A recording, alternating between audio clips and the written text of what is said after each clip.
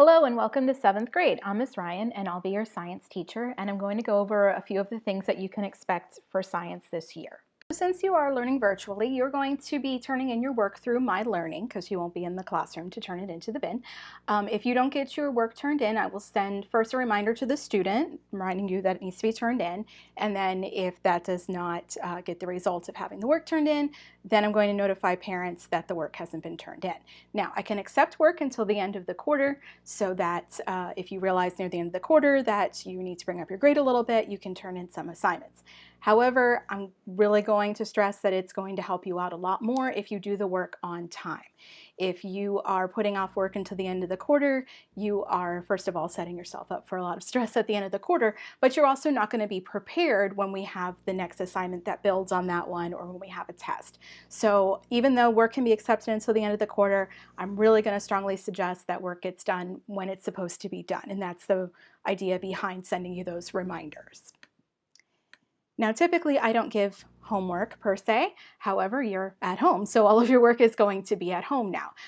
However, my goal is to give us the assignments that you could finish in the amount of time that you would finish if you were in the classroom at school, so that it does not take a lot of extra time to do these work. Now, obviously, sometimes you might not finish something up, or sometimes you might have been sick or something and not been able to do it right away, and you would have to do it later. But my goal is that it would be the length of time that you would normally have been sitting in the classroom.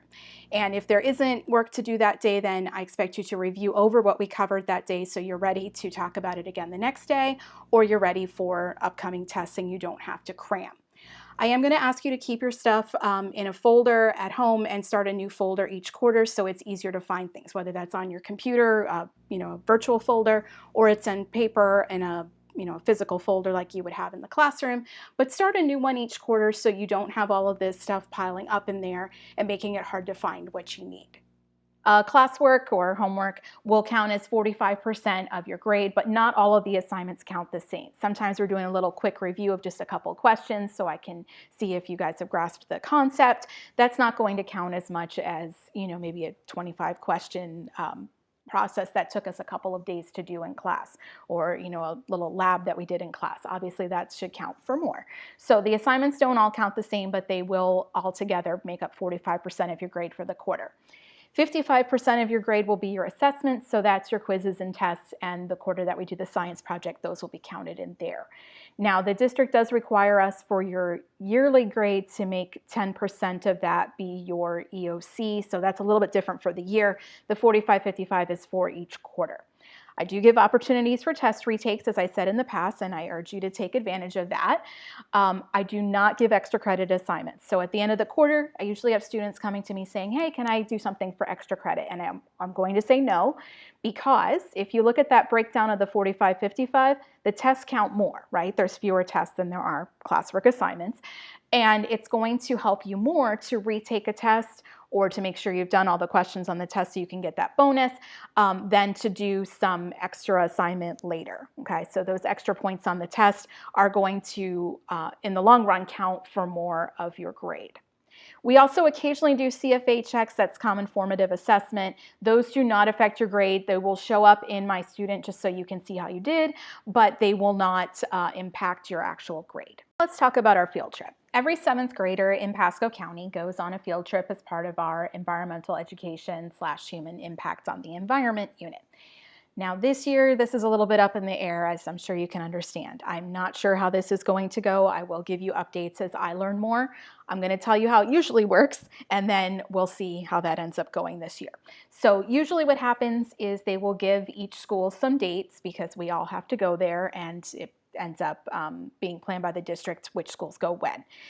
We're only allowed to take 40 students per day. Now, obviously I have more than 40 students, so I will go a few days and take some of you each of those days.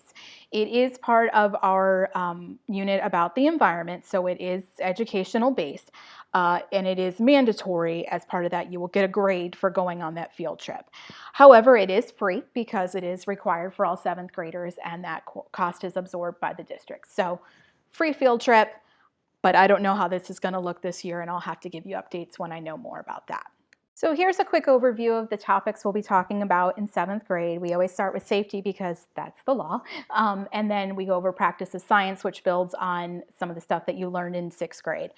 We're going to be covering some life science stuff, some earth science stuff, and some physical science stuff. So we have a wide variety of different topics. So what I like to say is if there's a topic that we're going over that you don't particularly like, you'll probably like the next one. So it's kind of nice to be able to look at all these different areas of science rather than being stuck in just one. Those of you that are parents, you probably remember back when we were in school, 7th grade was all life science. And if you didn't like life science, that was too bad. But now because we have this variety, it makes it a little more interesting and shakes it up a little bit, makes it a little bit more fun.